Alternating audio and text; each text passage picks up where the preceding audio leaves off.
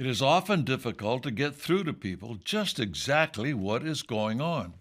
In this segment, we offer just a few suggestions to get people from saying no, rejecting what is really happening, to going to a position of knowing, seeing what is really happening, going from no to no. Let me show you how this works. I will make the statement that what we see happening in politics is a conspiracy. Most people will respond with, "No, that's not true." Now, this is where I begin to ask a few questions. How often does the average person plan things in their life, such as buying a home, creating a shopping list, scheduling time off, etc.? Now, how much planning do you think goes into having a business? There needs to be planning for what the business will be, if there will be a physical office or store, where and when they'll sell their services or stock, and on and on. Now, let's extend that thinking to politics. I like to use a purported quote of Franklin Delano Roosevelt, where he said, "Nothing happens in politics by accident. If it happens, you can bet it was planned that way." Quite simple, really, and quite logical. What we see happening in politics are not accidents or the result of ignorance.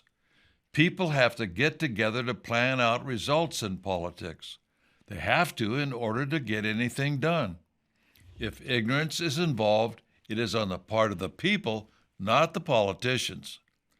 If two or more people get together to plan something in secret, and it's for evil, then that is by definition a conspiracy. Using this logic, you can take them from no to no.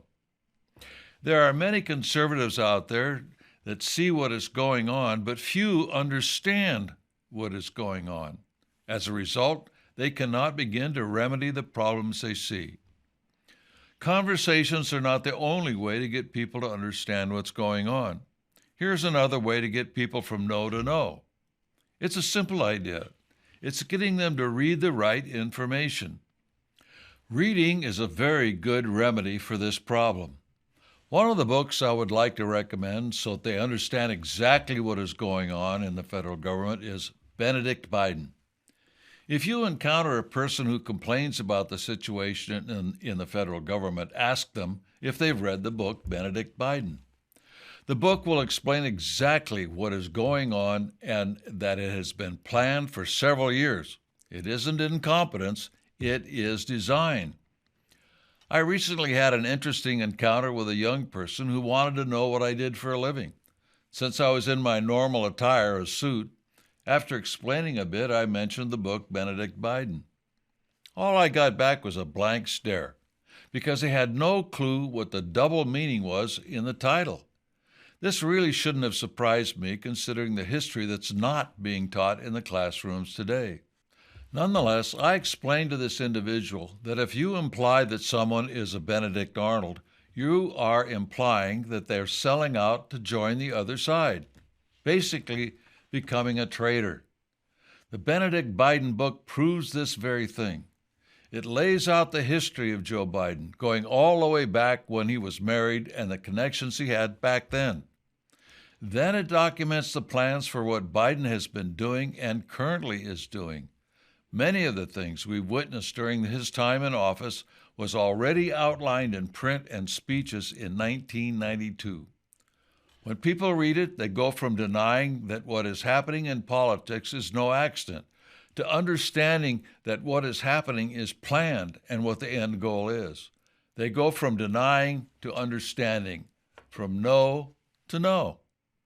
Let me use another example from a different book, Property Rights, as Sacred as the Laws of God. Ask a person if they rent. Then ask them what happens if you don't pay the rent. The normal response is, you're evicted. Then ask them, what happens if you own a home and you don't pay your taxes? The answer again is, you are evicted. Then ask them, what is the difference? Point out to them that if you don't pay your taxes, you will find out who really owns your property, and it isn't you. It's the government. Taxes are forever. They never quit. This is just one of the many facts in this book. Private property rights are more important to freedom than many realize. Start reading the right information so you and others can go from no to know. Your freedom depends on it. We hope these few suggestions will help you in your quest to build local support for and membership in the John Birch Society.